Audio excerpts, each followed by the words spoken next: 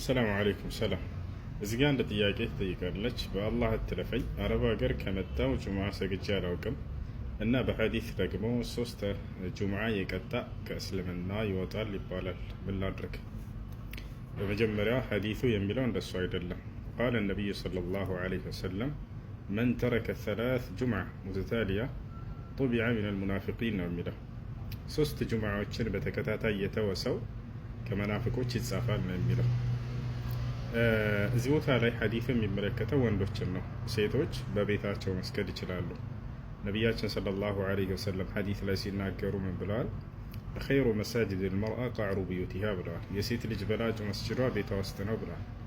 ስለዚህ ሴቶች ቤታቸው መስገድ ይችላሉ። የትኛውንም ሶላት መስጅድ ሄደው መስገድ ከፈለጉስ ይቻላል ወይ ከተባለ አዎ ይቻላል። ነገር ግን ግዴታ አይደለም በእነርሱ ላይ። ነቢያችን ሰለላሁ ዐለይሂ ወሰለም ለሴቶች በሌላ ሐዲስ ላይ ብለዋል ላ ተምነዑ ኢማ አላሂ ሚነል መሳጅድ አሉ። የአላህ ሴት ባሪያዎች ወደ መስጅድ ሄደው መስገድ ከፈለጉ እንዳትከለክሏቸው ብለዋል። ነገር ግን በእነርሱ ላይ ግዴታ አይደለም ሶላቱል ጀማዓ። ሶላቱል ጀማዓ ግዴታ የተደረገው በወንዶች ላይ ነው። ነቢያችን ሰለላሁ ዐለይሂ ወሰለም በወንዶች ላይ ግዴታ እንደተደረገ ሲናገሩ ምን አሉ? መን ሰሚዐ ኒዳአ ፈለም የእቲ ኢለል መስጅድ ፈላ ሶላተ ለሁ ኢላ ሚን ዑዝር ወልዑዝሩ ሁማ አልመረዱ ወልኸውፍ አሉ። የአዛን ድምፅ ሰምቶ ወደ መስጅድ በመሄድ ሶላተል ጀማዓ ያልሰገደ ሰው ቤቱ ቢሰግድ ሶላት የለውም አሉ፣ በምክንያት ካልሆነ በስተቀር አሉ። ከዚያም 2 ምክንያቶችን ብቻ አስቀመጡ። እነርሱም የታመመ ሰውና የፈራ ሰው ሲቀር አሉ። ታሞ ሰውየው መስጅድ ለመሄድ የማያስኬድ የሆነ ከባድ የሆነ ህመም ካለበት ቤቱ መስገድ ይፈቀድለታል።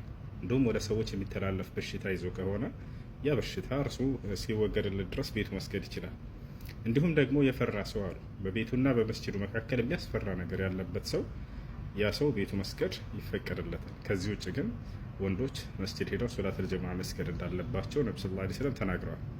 በሴቶች ላይ ግን ግዴታ አይደለም፣ ቤታቸው መስገድ ይችላሉ። ስለዚህ ሐዲስ የሚመለከተው እዚህ ጋር የጠየቅሽው ወንዶችን ነው እና ወንዶች አደራ ሶላተል ጀማዓ ጠብቀን መስገድ፣ ሴቶች ከፈለጉ ሄደው መስገድ ይችላሉ፣ ካልፈለጉ ቤታቸው ቢሰግዱ መብታቸው።